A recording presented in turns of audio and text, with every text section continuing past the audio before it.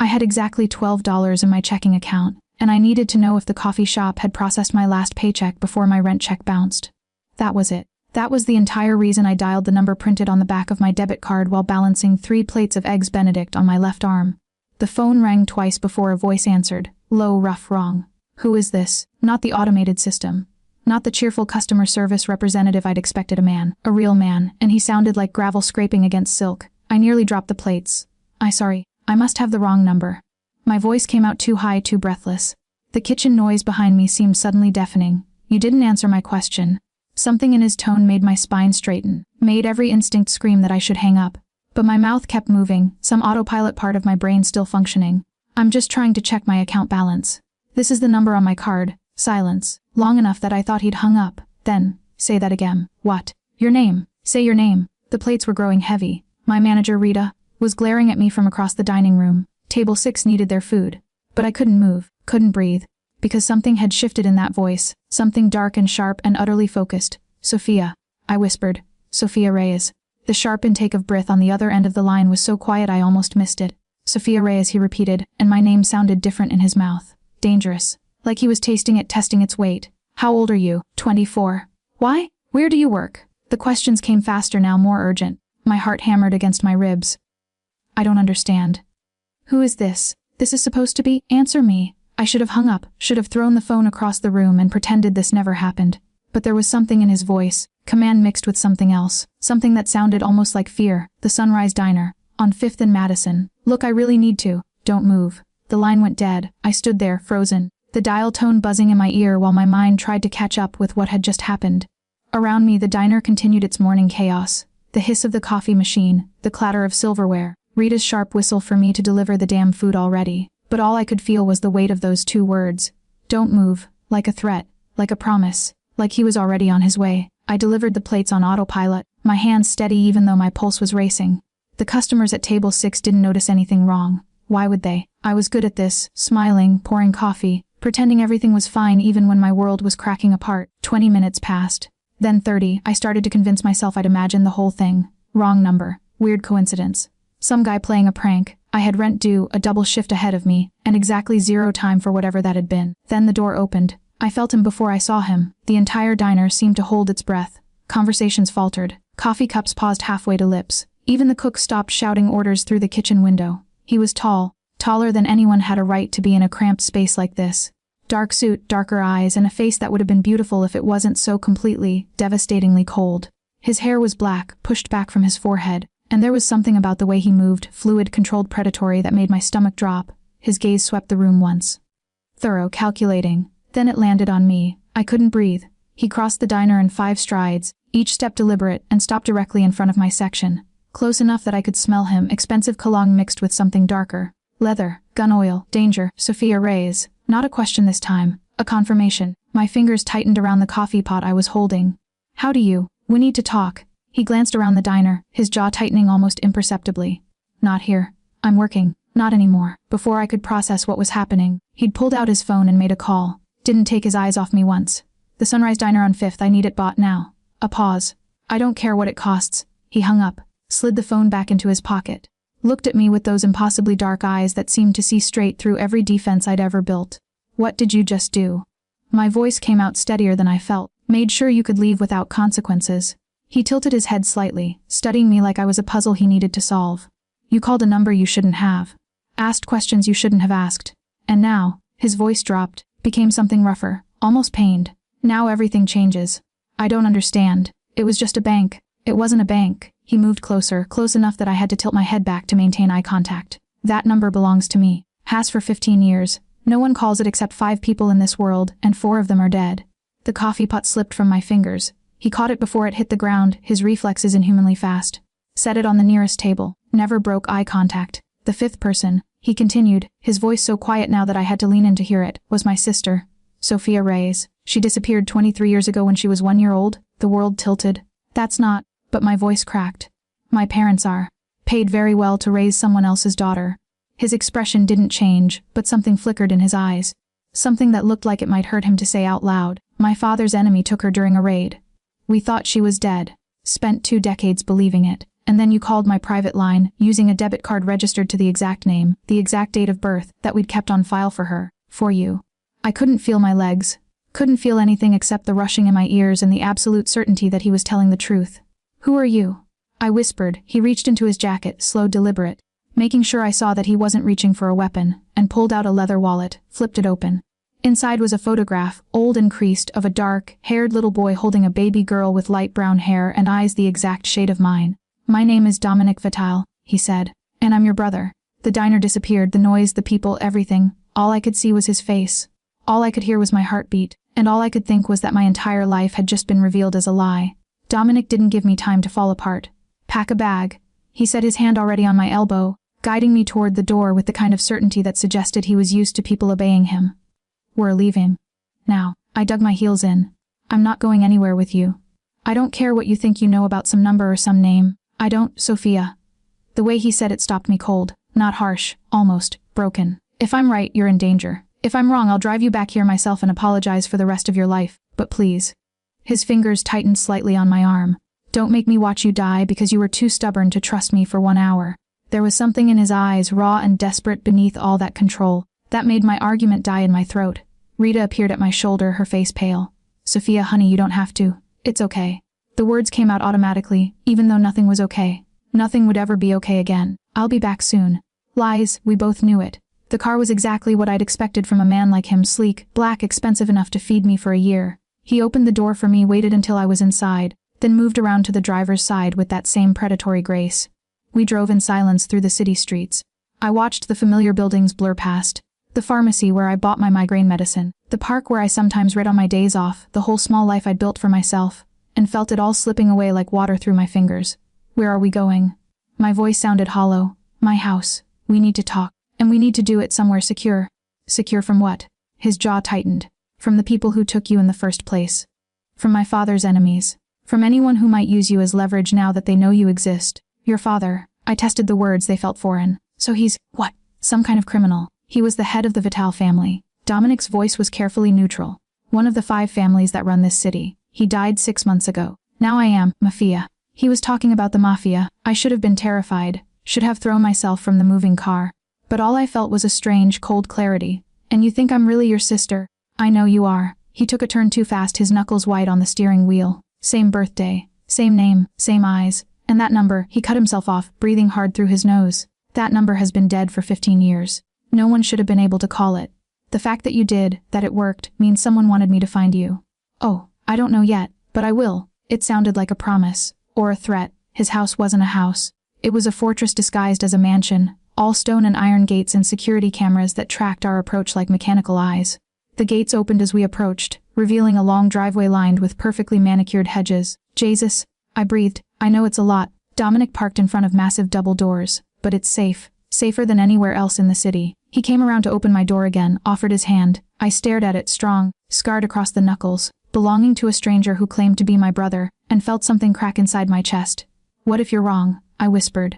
What if I'm just some waitress with a coincidental name? Then I'm wrong. His hand didn't waver. But I've spent 23 years mourning you. Let me spend one night making sure. I took his hand. The inside of the mansion was exactly as cold and beautiful as the outside. Marble floors, high ceilings, art that probably cost more than my entire life. Everything pristine and expensive and utterly devoid of warmth. You live here alone? I asked, my voice echoing. Now I do. Dominic led me through a hallway lined with portraits, severe-looking men and women in formal clothes, all with the same dark eyes. These are your ancestors if I'm right. The Vital bloodline going back 300 years. I stopped in front of one portrait, a woman with light hair and eyes just like mine. Who's that? Our mother. His voice went even quieter. She died giving birth to you. Father never recovered from it. Some say that's why he was so reckless during the raid, why he let his guard down long enough for Konstantin's men to get inside. Konstantin Volkov, head of the Russian syndicate, father's oldest enemy. Dominic touched the edge of the frame, his expression unreadable. He's dead now too, killed in a prison riot 3 years ago. But his organization is still active, still dangerous. The woman in the portrait seemed to stare down at me with accusing eyes. You should have been here, they seemed to say. You should have known. I need to call my parents, I said suddenly. The people who raised me. They'll be worried. Of course. Dominic pulled out his phone, handed it to me. But Sophia. He caught my wrist before I could dial. Be careful what you say. If they knew what you really were, they'll know someone might be listening now. You think they're in on it? The thought made me sick. I think someone paid them to raise you. Whether they knew the whole truth or not. He shrugged. We'll find out. My mother answered on the third ring. Mom, it's me. I'm okay, but, Sophia. Her voice was wrong. Tight. Scared. Where are you? I'm with someone. He says. I glanced at Dominic, who was watching me with those dark, unreadable eyes. He says he knows who I really am. Silence. Long enough that I thought the call had dropped. Then, Mija, you need to come home. Right now? Mom, what's going on? Do you know something about... We can't talk about this on the phone. She was crying now. I could hear it in her voice. Please. Just come home. We'll explain everything, but you have to... The call cut off. I stared at the phone, my heart hammering. Dominic was already moving, pulling out another phone, barking orders to someone about securing a location, about finding my parents before someone else did. What's happening? I demanded. He turned to me, and for the first time since I'd met him, I saw genuine fear in his eyes. They know you're alive, he said. And now they're coming for you. Dominic made 3 more calls in rapid succession, his voice clipped and controlled, but I could see the tension in his shoulders, the way his free hand kept clenching and unclenching at his side. Marco, I need eyes on 1247 Maple Street. Parents are Juan and Maria Reyes. No, I don't care what it takes, find them before Volkov's people do. He paused, listening. Because she's real, and because whoever set this up knew exactly when to play this card. Move now. He hung up and turned to me. We're gonna get them. I have people all over the city. If they're still there. If. My voice cracked. What do you mean if? Sophia. He crossed to me in 2 strides, gripped my shoulders. His hands were warm through my thin work shirt. I need you to understand something. Whoever orchestrated your return didn't do it out of kindness. They did it to destabilize my family, to create chaos, to make me vulnerable. Your parents, the Rays, they're loose ends now. The room spun. You're saying someone's going to kill them because I called a fucking phone number. I'm saying someone's going to try. His eyes bored into mine. But I won't let that happen. I promise you. You can't promise that. You don't even know me. You don't know if I'm really... You are. He said it with such absolute certainty that I wanted to believe him. But if you need proof... He released me, moved to a desk in the corner, pulled out a leather folder. Inside were papers, documents, what looked like hospital records. He spread them across the polished wood surface. Birth certificate. Yours, born at Mercy General Hospital, November 15, 2047 a.m. Blood type AB Vital. Father Antonio Vital. He pointed to another document. DNA sample taken from a blanket you were wrapped in when they found you were gone. We kept it. All these years, we kept it. I stared at the papers. At my name, Sophia Maria Vital, written in elegant script across official documents. At the hospital photo of a newborn with a shock of dark hair and eyes that hadn't yet decided their color. We can test your DNA against mine. Dominic continued. We can do it right now. I have a kit upstairs. But Sophia, his voice dropped. In my gut, I already know. You called that number. The universe doesn't make mistakes like that. The universe makes mistakes all the time. I whispered. But I was already reaching for the papers, my fingers trembling. The DNA test took 15 minutes. We stood in his bathroom, pristine white marble and gold fixtures, while the small device processed our samples. Neither of us spoke. What was there to say? When it beeped, I couldn't look. Dominic picked it up, his face unreadable. Then his breath caught, just slightly, barely noticeable, and I knew. 99.7% probability of sibling relationship, he read quietly. His hand was shaking. Actually shaking. You're my sister. You're really... The device clattered to the counter as he turned away, his shoulders rigid. For a long moment he just stood there, one hand braced against the sink, his head bowed. Dominic, I'm sorry. His voice was rough. Broken. I just need a minute. 23 years I thought you were dead. 23 years He stopped, breathed. I used to have nightmares. About the night you were taken. I was 6 years old and I couldn't stop them. Couldn't save you. And Father, he laughed, but it sounded like glass breaking. Father looked at me every day after that like I'd failed him. Like I'd let you die. I didn't think. I just moved, crossing the space between us, putting my hand on his back. He flinched, then went very still. It wasn't your fault, I said. You were a child. So were you. He turned and his eyes were bright with unshed tears. You were a baby and you spent 23 years in danger, in poverty, away from your family because I wasn't strong enough to. Stop. I gripped his arm. Stop punishing yourself for something you couldn't control. I'm here now. Isn't that what matters? He looked at me like I was something precious and dangerous all at once. You don't understand what you've walked into, who I am, what this family does. Then explain it to me. We moved to his office, a dark paneled room lined with books and weapons in equal measure. He poured us both whiskey neat, and I didn't argue even though I never drank hard liquor. The Vital family controls the port. He began, settling into the leather chair behind his desk. Shipping, imports. Legitimate on the surface, but everything from weapons to pharmaceuticals passes through our channels. We're not the biggest family, but we're the most connected. Other families need us to move their product, so we have leverage. I sipped the whiskey, it burned. And your father, our father built this. Our grandfather, actually. Father expanded it, made it untouchable, Dominik's jaw tightened. Until Konstantin Volkov decided he wanted our territory. 15 years of war, hundreds dead, and it all started the night he took you. Why would taking a baby start a war? Because father went insane with grief. Dominik stared into his glass. He stopped being strategic. Started making moves that were purely emotional. Killed Konstantin's son in retaliation, even though we had no proof Konstantin was behind your disappearance. That's when it became personal. That's when it became endless. The weight of it settled over me like a shroud. My existence, my absence, had been the catalyst for years of bloodshed. The war only ended when Konstantin died in prison, Dominik continued. But his nephew Alexei took over. Younger, smarter, more ruthless. He looked up at me. And if he knows you're alive, he'll use you to destroy everything. How? By making me choose between protecting you and protecting the family. By forcing me to show weakness. By proving that the great Dominik Thadal has a sister he'll burn the world for. His smile was bitter. He won't even have to kill you. Just the threat of it will be enough to make me vulnerable. My phone, his phone, technically, buzzed on the desk between us. Dominik grabbed it, answered. Talk to me. I watched his face drain of color. When? A pause. Casualties. Another pause. Fuck, stay there, I'm coming. He hung up, met my eyes. Your parents' house is on fire, he said flatly. There are 3 bodies inside. The room tilted. No, you said you'd protect them, you said. The bodies aren't them. He stood already moving. My men got there first. Found 3 of Alexei's soldiers rigging the place with accelerant. Your parents weren't home. Relief and terror crashed through me in equal measure. Then where are they? I don't know. But Sophia. He grabbed his gun from the desk drawer, checked the magazine with practiced efficiency. Someone tipped them off. Someone warned them to run before Alexei's men arrived, which means someone else knows you're alive. Someone who wants to keep you that way. Ooh, that's what we're going to find out. The burning house lit up the night sky like a funeral pyre. We stood across the street, Dominik's hand tight on my elbow, keeping me back from the chaos of fire trucks and police officers and neighbors in bathrobes watching their quiet street descend into violence. That was my home, I whispered. 23 years of memories contained in that modest 2-story. My childhood bedroom. The kitchen where Mom taught me to make empanadas. The porch where Dad used to read the newspaper every Sunday morning. All of it burning. It's just wood and brick. Dominik said quietly. Your parents are alive. That's what matters. A man approached from the shadows, tall, heavily built, with scars across his knuckles and a face that suggested he'd seen worse things than a burning house. He nodded to Dominik, then glanced at me with something like curiosity in his dark eyes. Marco, Dominik said. Report. 3 bodies in the basement. All Volkov soldiers. Execution style, close range, professional. Marco's voice was gravelly. Someone got to them before they could finish the job. Same someone who left this. He handed Dominik a small card, cream-colored, embossed with gold lettering. Dominik's expression went very still. Fuck. What? I tried to see the card, but he pocketed it. A calling card. He exchanged a look with Marco. Has she been spotted? Not since Paris. 2 years ago. Then why now? Why surface for? Dominik stopped, looked at me. Something flickered across his face that I couldn't read. Unless she knew? Knew what? My voice was too loud. People were staring. I didn't care. Stop talking around me like I'm not here. Who left that card? Dominik grabbed my arm again, pulled me toward the car. Not here. Marco, I need a full sweep of the house once the fire's out. Find out where they went. Check the phone records, the neighbors' security cameras, everything. Boss, if she's involved, I know what it means.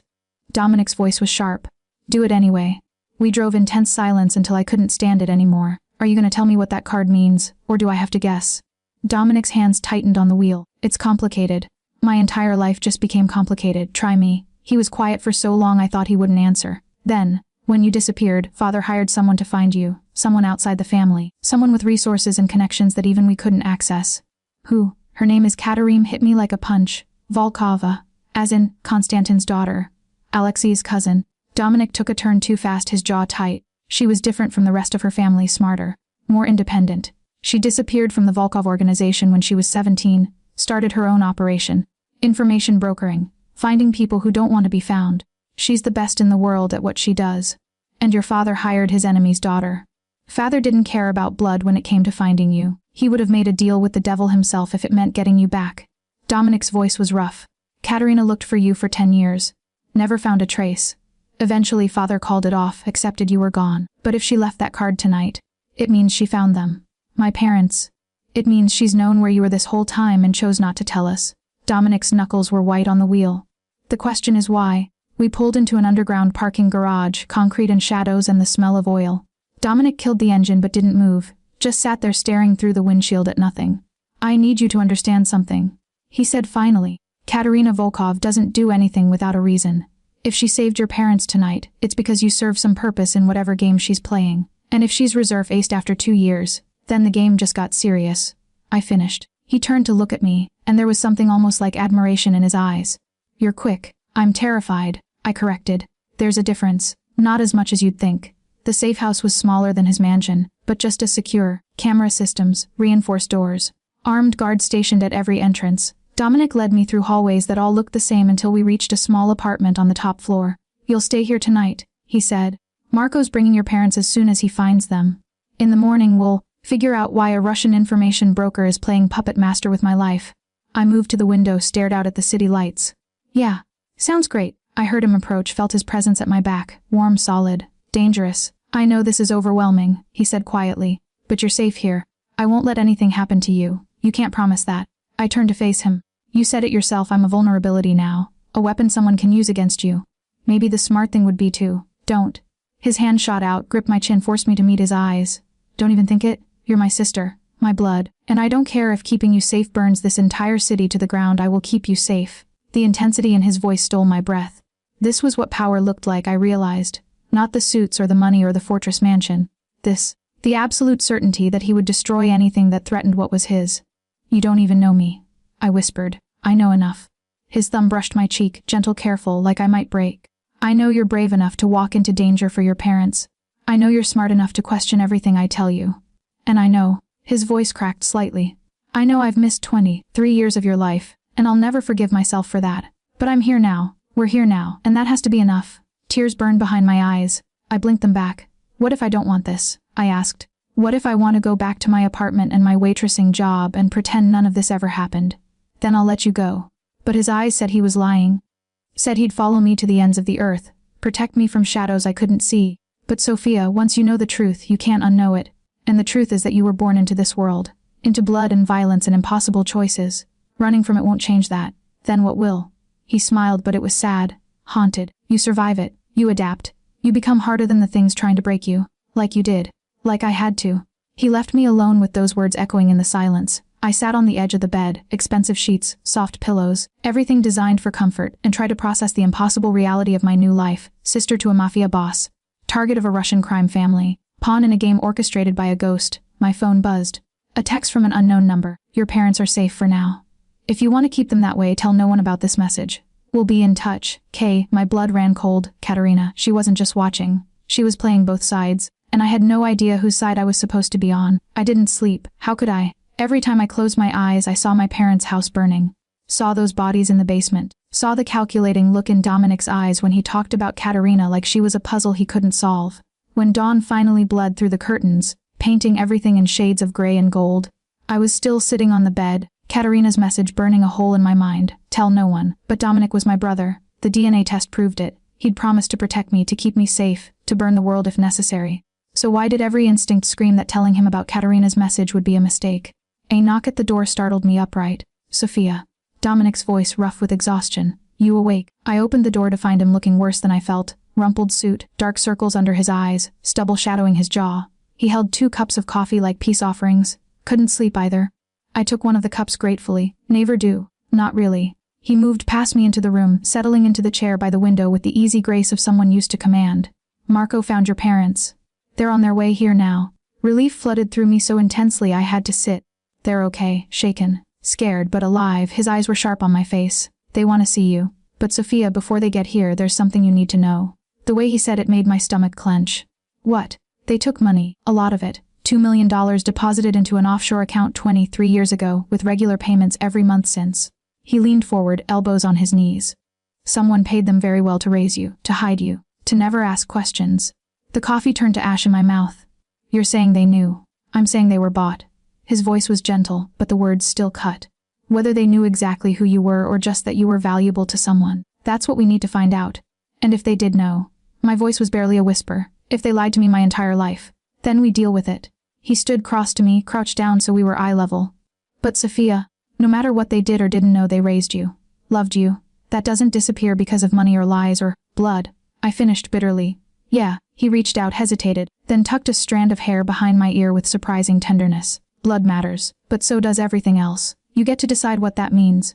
Before I could respond, his phone buzzed. He checked it, frowned. They're here. You ready for this? No, God, no. But I nodded anyway. They looked smaller than I remembered. My mother, Maria Reyes, had always been a force of nature.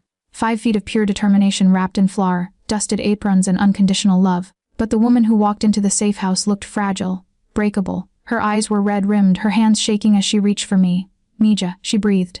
"Oh, Mija, thank God." I let her hug me, but I couldn't make myself hug back. Not yet. My father stood behind her, silent and watchful. Juan Reyes had taught me to ride a bike, to stand up to bullies, to never apologize for taking up space in the world. Now he looked at me like I was a stranger. Maybe I was, Dominic said, his voice carefully neutral. "All of us. About what happened. About who Sophia really is."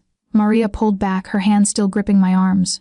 "We were always going to tell you. When you turned 25, that was the agreement." "Agreement with who?" I demanded. She glanced at Juan, who finally spoke. "With Katerina Volkov." The room went very still. Dominic moved faster than I thought possible, positioning himself between them and me like a shield. "Explain." Now, the story came out in pieces, fragmented and painful. 23 years ago, Katerina had appeared at their door with a baby in her arms and a briefcase full of cash. She'd told them the baby's parents were dead, that dangerous people were looking for her, that she needed to disappear. "She said you'd be killed if anyone found you," Maria said, tears streaming down her face. "Said the only way to keep you safe was to hide you in plain sight. Ordinary family.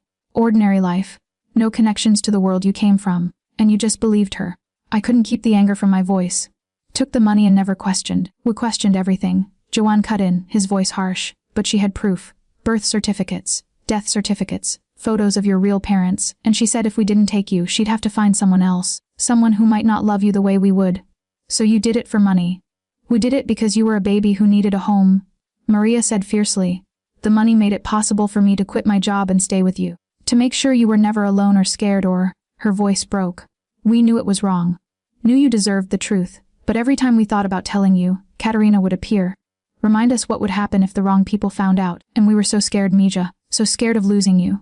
Dominic was very quiet beside me. Too quiet. "Did you know who she was?" he asked. "Did you know she was a Volkov?" "Not at first," John admitted. "But after a few years, I started putting pieces together. The Russian accent. The way she knew things about the city's underground. By then it was too late. We were already in too deep.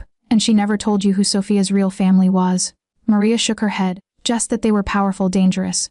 That finding you would restart a war nobody wanted." Dominic laughed, but it was hollow. "She was right about that, at least." After my parents left, escorted to another safe house by Marco and his men, Dominic and I stood in the empty room, the weight of their confession hanging between us like smoke. "You're angry," he said finally. "I'm confused." I turned to face him. "Why would Katerina save me? She's a Volkov. Your family and hers have been at war for 15 years, he finished. "Since the night you disappeared." Which means she took me. The realization hit me like a physical blow. "She's the one who kidnapped me in the first place." Dominic nodded slowly. "It's the only explanation that makes sense. Konstantin ordered the raid. His men took you. But then Katerina," he stopped, started again. "Katerina was 17, just a kid herself. Maybe she had second thoughts. Maybe she saw what the war was doing to both families. So she hid you instead of letting her father use you as leverage. That's insane. This whole world is insane." He moved to the window, stared out at the city. "But if I'm right, it means Katerina's been protecting you for 23 years. Watching, waiting, and now she's decided to reveal you, which means she needs something." I finished. From you, from me. From both of us." "Exactly." My phone buzzed in my pocket. Another text from the unknown number. "Rooftop garden. Midnight. Come alone. Tell your brother and your parents die. K." I looked up at Dominic, at the rigid line of his shoulders, the way his hand rested near where I knew he kept his gun. And I made a choice. "She's gonna contact me," I said. "Isn't she, Katerina?" "Probably." He didn't turn around. "When she does, you tell me immediately. No games, no secrets, we handle this together?" I echoed, and I hoped he'd forgive me for the lie. I'd never been good at lying. As a kid, every time I tried to hide something from my parents, a broken vase, a bad grade, a boy I wasn't supposed to be seeing, my face would flush red and my voice would pitch too high. Maria used to say I had the worst poker face in 3 states, so keeping Katerina's message from Dominic felt like swallowing glass. All day, I moved through the safe house in a fog of anxiety.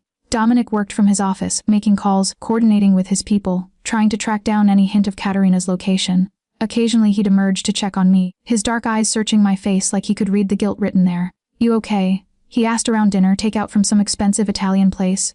Barely touched on both our plates. "Just tired." Not a lie, I was exhausted down to my bones. "You should try to sleep, will you?" His smile was sad. "Probably not." At 11:30 I slipped out of my room. The safe house was quiet, just the hum of security systems and the distant murmur of guards changing shifts. I'd memorized the patrol patterns over the last few hours, 12 minutes between each sweep of the top floor. Enough time to reach the rooftop access without being seen if I moved fast. The door to the roof was locked, but I'd watched one of Dominic's men punch in the code earlier. 6 digits. His birthday, I'd realized, November 15th, the day I was born. My hands shook as I entered it. The door clicked open. Cold air hit me like a slap. December in the city, all concrete and wind and the smell of distant rain. The rooftop garden was small, just a few planters with withered flowers and a single bench overlooking the skyline. And standing at the edge, silhouetted against the city lights, was a woman. She turned as I approached, and even in the darkness I could see her beauty. Sharp cheekbones, pale skin, hair like spun silver falling past her shoulders. Eyes that caught the light and reflected it back, cold and calculating. Sofia Vital, she said, and her accent was subtle but unmistakable. Russian underneath the polish. You look like your mother, Katerina. I stopped a few feet away, trying to control my racing heart. Why did you bring me here? Why now, after all these years? She smiled, but it didn't reach her eyes. Because the game changed. Alexei found out about you 3 months ago. One of my people betrayed me, sold him information I'd kept hidden for 23 years. I've been trying to contain the damage, but... She spread her hands. He wants you dead. Not as leverage. Not as a hostage. Dead. Because killing you will break your brother, and breaking your brother will destroy the Vital family. The casual way she said it made my blood run cold. And you care about that because chaos is bad for business. She moved closer, graceful as a predator. The 5 families maintain a balance. Remove one, and the others tear each other apart, fighting for territory. I've invested too much time and resources into maintaining that balance to let Alexei destroy it out of spite. So I'm what? A chess piece in your game. We're all chess pieces, darling. Her eyes glittered. The question is whether you're a pawn or a queen. I stepped back. What do you want from me? Help. The word sounded foreign in her mouth. Alexei is moving against your brother. Next week, there's a summit meeting. All 5 families gathering to discuss territory disputes. Neutral ground, supposedly. But Alexei plans to use it to take Dominic out, publicly, violently. A message to anyone who might challenge him. Then warn Dominic. Tell him not to go. He has to go. If he shows weakness now, he loses everything. The family will fracture, his enemies will circle. Katerina tilted her head, studying me. But if you're there, I become bait. You become protection. She pulled a small flash drive from her pocket. This contains proof of Alexei's plans, recordings, financial transfers, evidence of the traitors in Dominic's organization. Give it to him. Help him prepare. And when Alexei makes his move, you'll be the one thing he doesn't expect. I stared at the flash drive like it might bite. Why not give this to him yourself? Because your brother doesn't trust me. Never has. But you. Her smile was sharp. You're his sister, his blood, his weakness and his strength all in one. He'll listen to you? And what do you get out of this? The satisfaction of watching Alexei fail. She pressed the flash drive into my hand, her fingers ice cold, and the knowledge that the girl I saved 23 years ago grew up strong enough to save him back. I wanted to hate her. Should have hated her. But something in her eyes, something tired and old despite her youthful face, made me pause. Why did you take me in the first place? I asked quietly. If you knew what it would start, why? Because my father ordered it. And I was 17 and stupid enough to think I could control the consequences. She turned back to the city. I realized my mistake the moment I saw what his men planned to do. Not hide you, not use you as leverage, kill you to punish Antonio Vital for his defiance. So I took you instead, found people who would love you, and I've been cleaning up that mess ever since. You started a war. The war was already coming. Her voice was hard. My father and yours hated each other long before you were born. I just gave them an excuse to finally tear each other apart. At least this way, you survived. Wind whipped across the rooftop, carrying the scent of rain and exhaust fumes. Below us, the city sprawled endlessly, millions of people going about their lives, unaware of the dangerous games being played in the shadows. If I help you, I said slowly, if I give Dominic this information and it saves his life, what then? What happens to me? You get to choose. Katerina met my eyes. Go back to your old life. Stay in this world. Disappear entirely. I'll make sure you have options. That's more than most people in our world ever get. Our world. The words tasted bitter. I didn't ask for this. No one ever does. She moved toward the door, then paused. For what it's worth, I'm sorry. You deserved better than to be born into blood and violence. But you were. And now you have to decide what to do with it. She vanished into the stairwell like smoke. I stood there alone, the flash drive heavy in my hand, and tried to figure out which version of myself I was supposed to be. The waitress who just wanted to check her bank balance. Or the sister who might be the only thing standing between Dominic and death. When I slipped back into my room 20 minutes later, Dominic was sitting on my bed. Where were you? His voice was dangerously quiet. My heart stopped. I couldn't sleep. Went for a walk. On the roof. Not a question. He held up his phone, showing security camera footage of me punching in the access code. Where the cameras just happened to glitch for exactly 15 minutes. Want to try again? I could lie. Should lie. Katerina had said to tell no one. But Dominic was looking at me with those dark eyes that saw too much, and I remembered the way he'd touched my cheek earlier. gentle, careful, like I was something precious he was afraid to break. She was there, I whispered. Katerina. She wanted to meet me. His expression didn't change, but I saw his hands curl into fists. What did she want? I pulled the flash drive from my pocket. To save your life. Dominic didn't move for a long moment, just stared at the flash drive in my hand like it might explode. Tell me everything, he said finally. Every word she said. Every detail. Now, I did. All of it. The meeting on the roof, Katerina's warnings about Alexei, the summit next week, the traitors in his organization. The only thing I left out was the feeling I'd had when she looked at me, that strange recognition, like looking into a funhouse mirror of what I might have become if she'd kept me instead of hiding me away. When I finished, Dominic was on his feet, pacing like a caged animal. She could be lying, setting a trap, playing both sides like she's always. She saved my parents. My voice was steady. She's kept me hidden for 23 years when she could have used me as leverage any time. Why start lying now? Because the game changed. He stopped pacing, ran his hands through his hair. She said it herself, Alexei knows about you. Which means she's vulnerable now. Her greatest secret is exposed. So either this is genuine or she's desperate enough to use me as bait to take Alexei down. I stood, moved closer. Either way, what do you have to lose by looking at what's on that drive? He stared at me for a beat too long, something complex moving behind his eyes. Then he took the flash drive, pulled out his laptop and plugged it in. The files were extensive, meticulous, terrifying. Audio recordings of Alexei discussing plans to bomb the summit. Financial records showing payments to 3 of Dominic's captains. Emails between Alexei and someone inside the Betrayal family, coordinating attacks, sharing intelligence, planning the downfall of everything Dominic had built. Jesus Christ. Dominic breathed, his face pale in the laptop's glow. Marco, Thomas, Vincent, 3 of my father's oldest men, they've been bleeding information to Alexei for months. Can you trust anyone else? I asked. Luca, my cousin. He's the only one who's been with me since I took over and never questioned it. He closed the laptop with shaking hands. But if these 3 are compromised, how many others are? How deep does this go? He stood abruptly, pulled out his phone. What are you doing? Calling an emergency meeting. Everyone who matters. Tomorrow night. His voice was steel now, Commander overtaking brother. If there are traitors in my organization, I'm gonna root them out. All of them. And the summit. I go. But on my terms. With people I trust. He looked at me and there was something almost feral in his expression. And you're coming with me? No. Katerina said. Katerina set this in motion when she saved you 23 years ago. He crossed to me in 2 strides, gripped my shoulders. You wanna hide. Go back to serving coffee and pretending you're not a Vital. Fine. After this is over, I'll give you whatever life you want. But right now, you're the only leverage I have that Alexei won't see coming. You want to use me as bait. The realization made me sick. I want to use you as a queen. His hands tightened slightly. Katerina was right about that, you're not a pawn. You're the piece that changes the entire board. And if Alexei thinks you're just some terrified girl who doesn't understand the game, his smile was sharp. Dangerous. Then he's already lost. I should have said no. Should have run. But something in his words sparked something in me, something that had always been there, maybe, buried under 23 years of normal life and safe choices. What do I have to do? I ask. Relief flashed across his face. Trust me, stand with me. And when the moment comes, he hesitated. Don't hesitate, in this world, mercy is the same as weakness. And weakness gets you killed. I'm not a killer. No, his voice softened. But you're a survivor. And that's more important. The meeting happened in the basement of an old restaurant.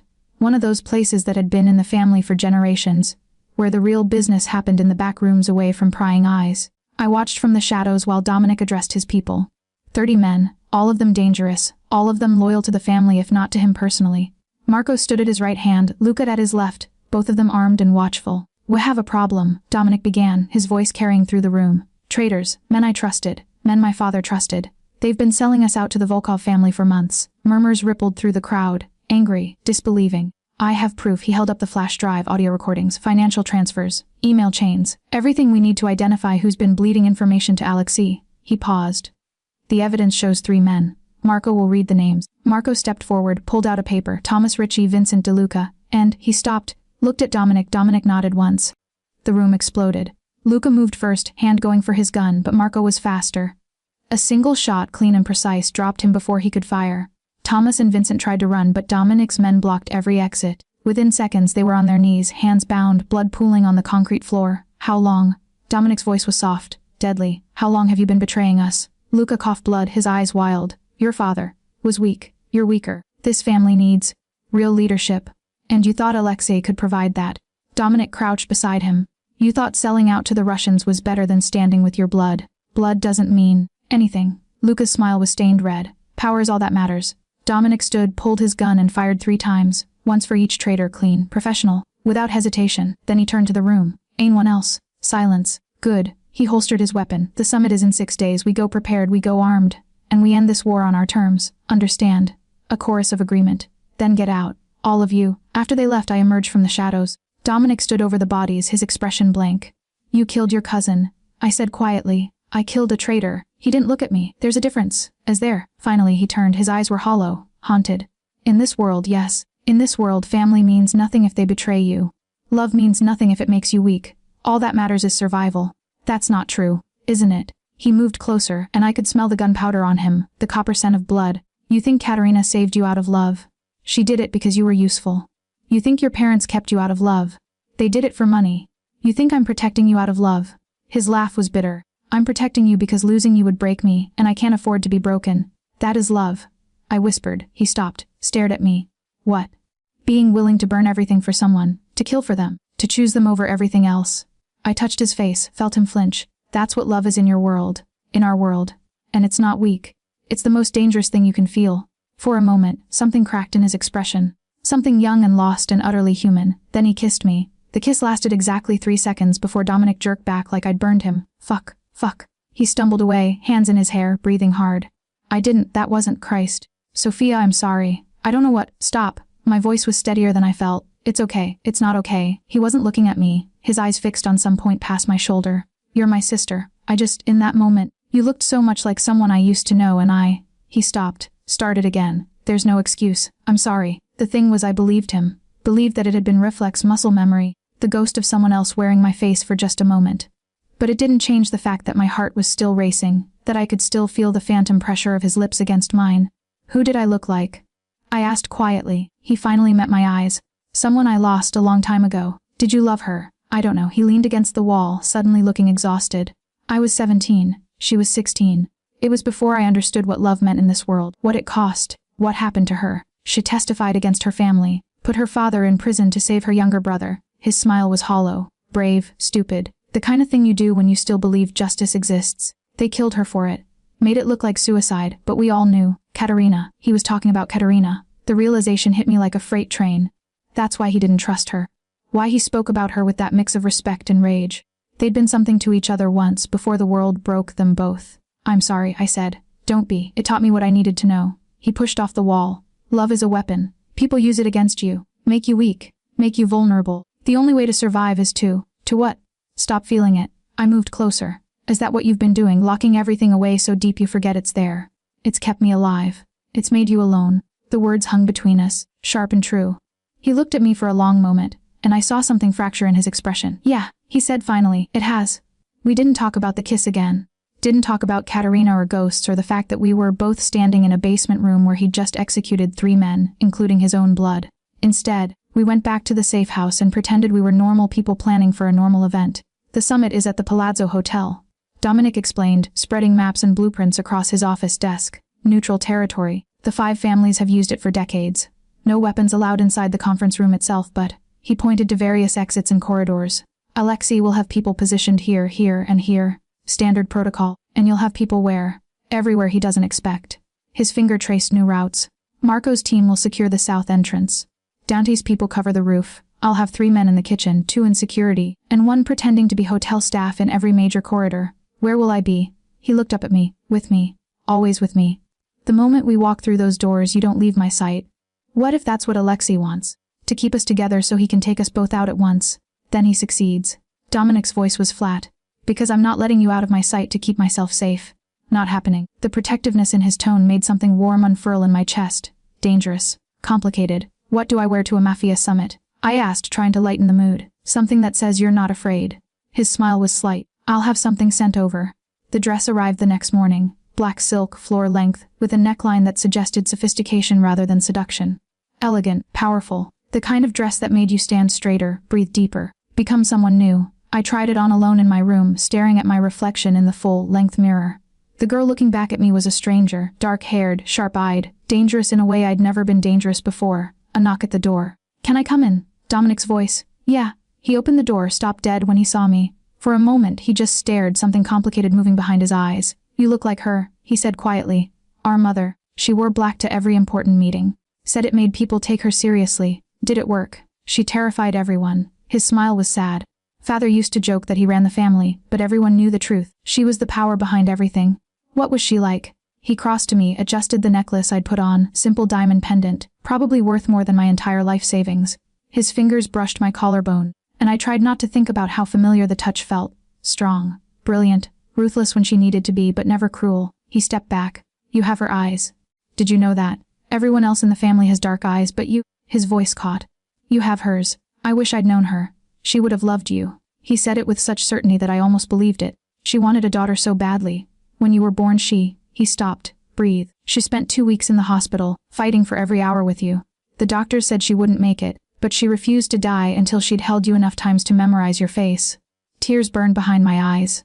Dominic, she made Father promise to keep you safe, her dying wish, and he failed. We all failed. His hands curled into fists, but I won't fail again. Whatever happens at that summit, you're walking out alive. Even if I don't talk like that. I'm being realistic. He met my eyes in the mirror. Alexei wants me dead. He'll get his chance. But you're the thing he doesn't account for. The wild card. And when he makes his move, you're going to survive. Understand, we're both going to survive, I said fiercely. He smiled, but it didn't reach his eyes. Sure, that too. The night before the summit, I couldn't sleep. I wandered the safe house, ending up in Dominic's office. The door was open, light spilling into the hallway. Inside, he sat at his desk, papers spread everywhere, a glass of whiskey untouched at his elbow. You should be resting, he said without looking up. So should you. Can't. He leaned back in his chair, rubbed his eyes. Too many things that could go wrong. I settled into the chair across from him. Tell me about them. The 5 families. He studied me for a moment, then nodded. The Vitals us control the ports. The Castellanos run the construction unions. The Moretti family handles gambling. The Russos manage the drug trade. And the Volkovs— He paused. They're supposed to manage security and enforcement, but under Alexei they've been expanding, trying to take territory from everyone else. And tomorrow you all meet to discuss territory disputes. We meet to pretend we're civilized. His smile was sharp, but really, it's a show of force. Who's weak, who's strong, who's vulnerable. Alexei will use it to demonstrate that the Vitals are finished, that I'm not fit to lead, that everything my father built is collapsing. And are you fit to lead? He picked up his whiskey, finally took a sip. I don't know. My father was. Larger than life, everyone feared him. Respected him. He gestured vaguely. You're smart, strategic. Strong enough to make the hard choices. I leaned forward. And you have something he didn't have? What's that? Me. I smiled. He laughed, and for a moment he looked almost young, almost happy. Yeah, he said softly. I guess I do. The Palazzo Hotel was exactly as ostentatious as I'd imagined. All marble and gold and crystal chandeliers that probably cost more than most people's houses. Security was everywhere, men in dark suits with earpieces stationed at every entrance, their eyes scanning the crowd with practiced efficiency. Dominic kept his hand on the small of my back as we walked through the lobby. Possessive. Protective. A clear signal to everyone watching. She's mine, remember? He murmured against my ear, stay close. Don't speak unless spoken to. And if anything goes wrong, run. I know. We'd been over the escape routes a dozen times. No. His fingers tightened slightly. If anything goes wrong, you stay with me. No matter what. Promise me. I looked up at him, saw the fear beneath his controlled expression. I promise. We reached the conference room. The doors opened, and I stepped into a room full of predators. The 5 families sat around a massive circular table, each boss flanked by 2 advisors. Everyone dressed in expensive suits, everyone wearing the same expression of careful neutrality. Except one. Alexei Volkov sat directly across from where Dominic would sit. And when his pale eyes landed on me, his smile was slow and sharp. Dominic, his accent was thicker than Katerina's, more pronounced. You brought a guest. How unexpected. Dominic's voice was ice. Sofia Vital, recently returned to us. The room went silent. I felt every eye on me, evaluating. Calculating. The Castellano boss, an older man with silver hair and scarred hands, leaned forward. Antonio's daughter. The one who was taken. The same. Impossible. This from the Moretti boss, younger, sharp-featured. She's been dead for 20 years. We all assumed. You assumed wrong. Dominic pulled out a chair for me, waited until I sat before taking his own seat. She's been alive this entire time, hidden. Protected.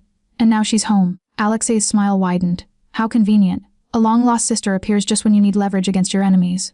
Forgive me if I'm skeptical. DNA doesn't lie. Dominic pulled out a folder, slid it across the table. Test results. Verified by 3 independent labs. She's a Vital, my blood. The folder made its way around the table. I watched faces change, surprise, calculation, concern.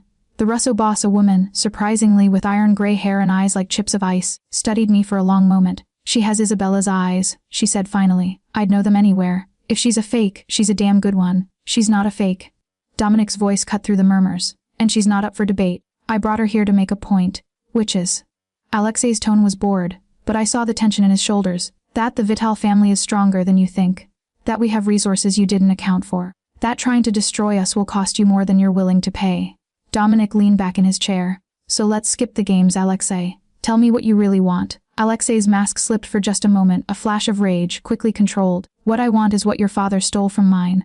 Respect, territory, power. My father stole nothing. Your father started a war because he couldn't accept that the Vitals were better positioned. He started a war because your father murdered my brother. The accusation echoed through the room. Dominic went very still. Your brother, he said quietly, was killed in retaliation for kidnapping my sister. For holding her hostage. My father never took your sister. Alexei stood, his hands flat on the table. That's the lie Antonio told himself to justify murder. But the truth is, we didn't touch her. Someone else did, and your father, in his grief and rage, killed an innocent man. Alexei gestured to one of his advisors, who pulled out a laptop. I have evidence. Phone records from that night. Security footage from our compound. Proof that every Volkov was accounted for during the kidnapping. Proof that your father made a mistake. The laptop was placed in front of Dominic.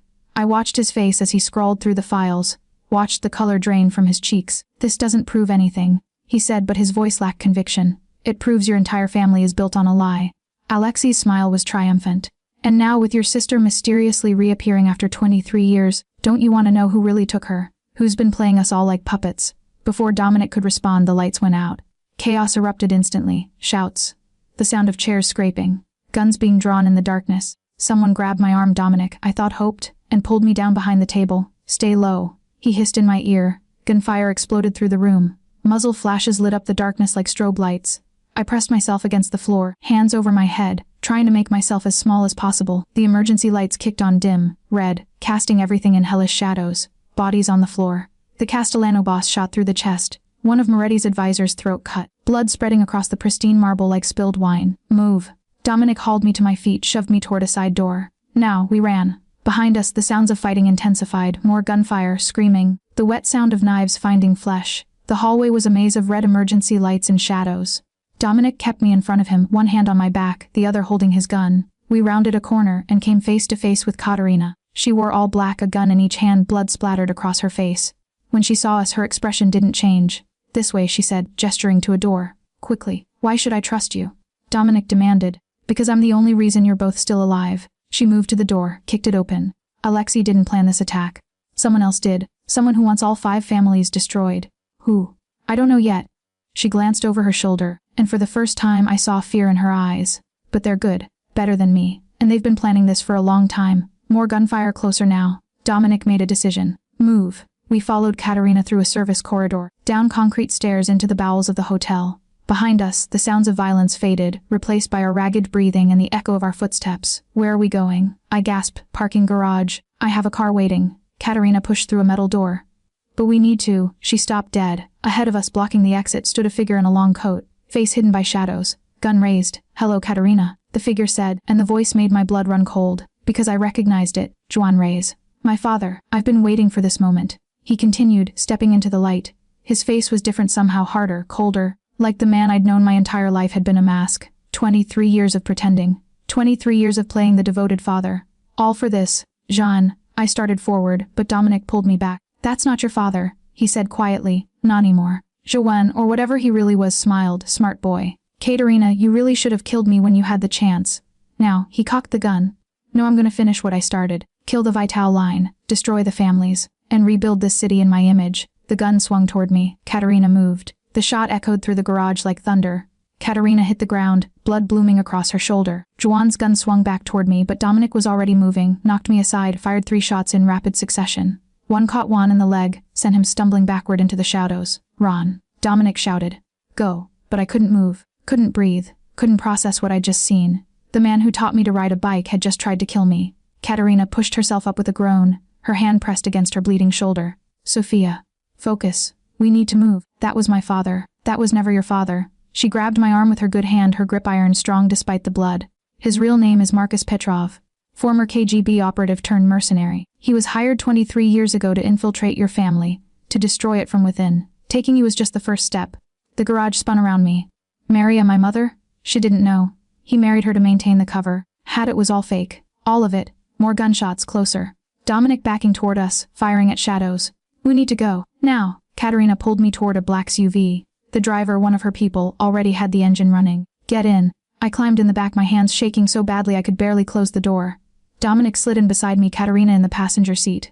The SUV peeled out as bullets sparked off the reinforced frame. Drive! Katerina barked. The north exit, go. We rocketed through the parking garage, tires screaming, the smell of gunpowder and blood filling the enclosed space. Behind us, I could see figures emerging from the stairwell, not just Juan but others. A small army. Who are they? Dominic demanded. His people. He's been recruiting for years, building a force to take down all 5 families at once. Katerina pressed her hand harder against her shoulder, her face pale.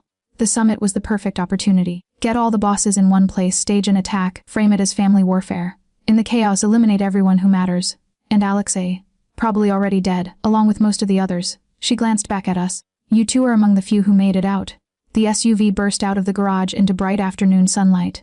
Normal people going about their normal lives, unaware that the city's entire criminal infrastructure had just collapsed. Where are we going? I asked. Somewhere safe. Katerina's voice was growing weaker. Somewhere he won't find you. Not immediately. You need a doctor. Dominic said. I need to finish this. She turned to look at me, her pale eyes intense despite the pain. Sophia, listen carefully. Marcus won't stop until you're dead. You're the last legitimate heir to the Vidal bloodline. Without you, the family has no future, no claim to territory. Everything your grandfather built disappears. But I don't want. It doesn't matter what you want. Her voice was harsh. You were born into this. The only choice you have is whether you survive it or die from it. The safe house was a nondescript apartment in a neighborhood I didn't recognize. Katerina's driver helped her inside while Dominic cleared every room, checking for threats. I stood in the middle of the living room, staring at nothing, trying to reconcile everything I thought I knew with this new, brutal reality. 23 years with Marcus Petrov. 23 years of lies. Had any of it been real? The bedtime stories, the scraped knees he'd bandaged, the way he'd smiled at me across the breakfast table every morning. Hey, Dominic's voice soft. He appeared in front of me, tilted my chin up until I had to look at him. You still with me? I don't know what I am. You're a survivor. His thumb brushed my cheekbone. That's all you need to be right now. Everyone I loved. Maria is real. Your mother, the woman who raised you, she didn't know. She loved you. That was real. His voice was fierce. Don't let him take that from you. Don't let him make everything a lie. How do you know? Because I saw her with you, the day we found them.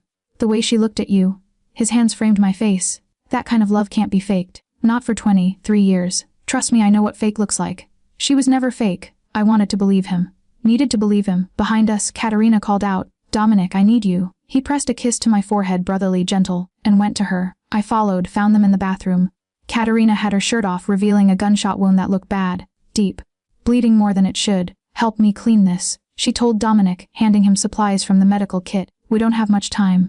Time for what? I asked. Marcus will find this place eventually. He's good.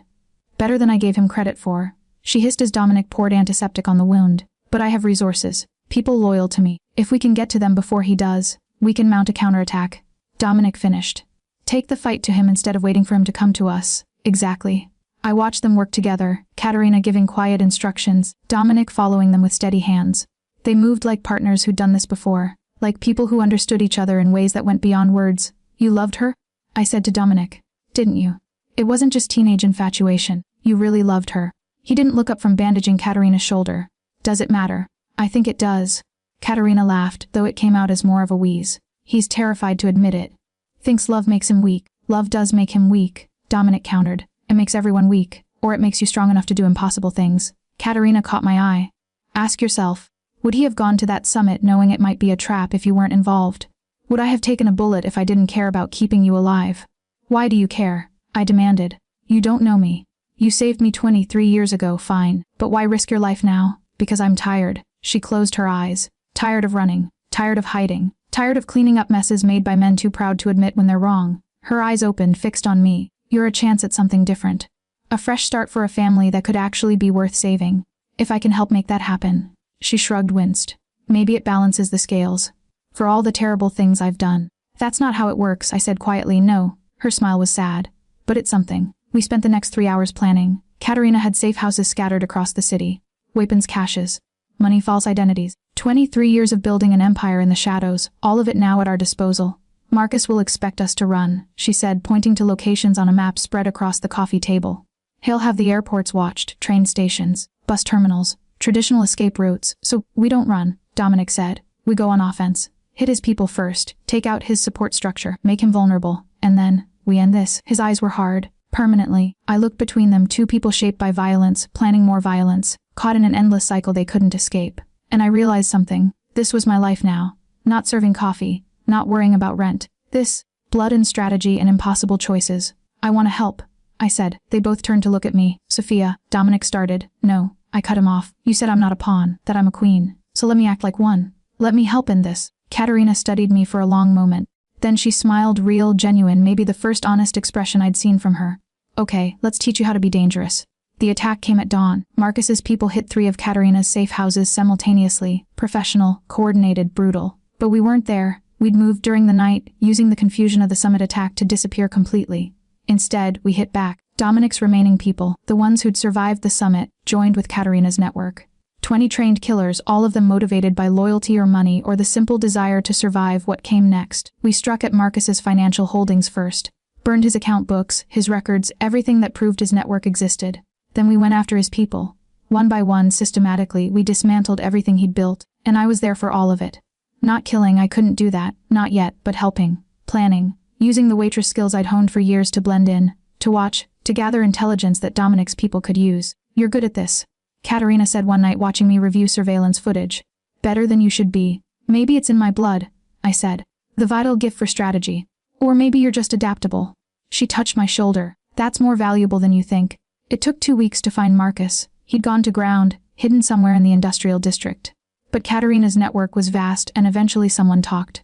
Someone always talked. We stood outside the warehouse, me, Dominic, Katerina, and a handful of trusted soldiers, dawn breaking over the city. This city that had tried so hard to kill me. Last chance to walk away, Dominic said to me. After this, there's no going back. He was your father for 23 years.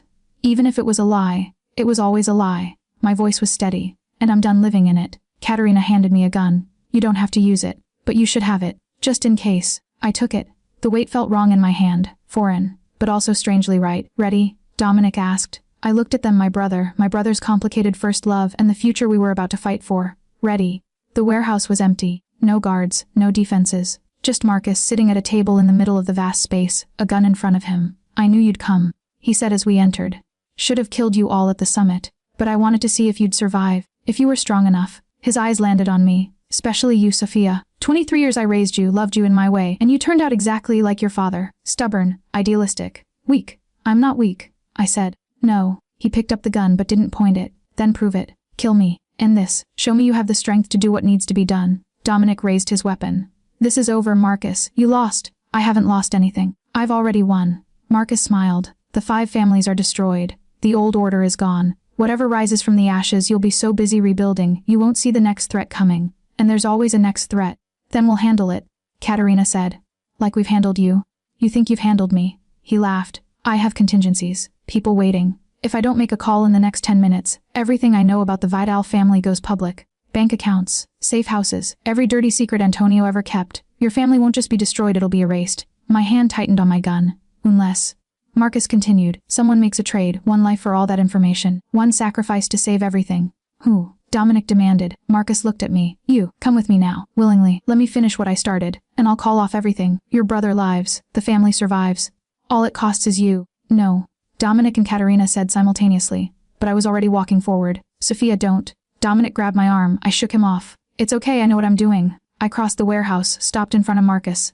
Up close, I could see the lies in his face. The calculation. The complete absence of anything like love. Smart girl, he said. Just like your mother. I'm nothing like her. I raised my gun. She would have believed you, trusted you, tried to find the good in you even when there wasn't any. I pressed the barrel against his chest. But I'm my father's daughter. And I know exactly what you are. His smile faltered. The difference between you and me, I continued, is that I can live with what I'm about to do. I pulled the trigger. The gunshot echoed through the warehouse like thundered. Marcus slumped forward, blood spreading across his chest. His eyes were wide with surprise, like he couldn't quite believe I'd actually done it. The information, he wheezed, was always a bluff. Katerina said, walking up behind me. I've had people monitoring your communications for days. There was no contingency, no fail-safe. You were desperate, and it made you predictable. Marcus laughed, wet, painful. You all deserve each other. Then he stopped breathing. I stood there, gun still raised, and waited to feel something. Horror, guilt, remorse. But all I felt was tired. Dominic pulled me against his chest, wrapped his arms around me. It's over. It's finally over. Is it? I looked up at him. Because from where I'm standing, this feels like a beginning. He smiled, sad, resigned, but also hopeful. Yeah, I guess it does. 3 months later, the restaurant Maria opened with the insurance money from the house was small but elegant, tucked away on a quiet street where normal people lived normal lives. I visited every Sunday, like clockwork. She'd aged in the months since everything happened, more gray in her hair, more lines around her eyes.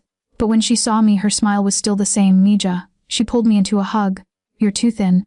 Are you eating? I'm eating. I sat at my usual table, accepted the coffee she poured. Business is good. Better than expected. She settled across from me. Turns out people like authentic empanadas. Who knew? We talked about small things. Her neighbor's daughter's wedding. The recipe she was perfecting. The gossip from her church group. Everything except the truth. That I lived in a fortress now. That I carried a gun everywhere I went. That I was helping Dominic rebuild the Vital family into something that might actually be worth preserving. That I'd killed a man, and some days I regretted it, and some days I didn't regret it enough.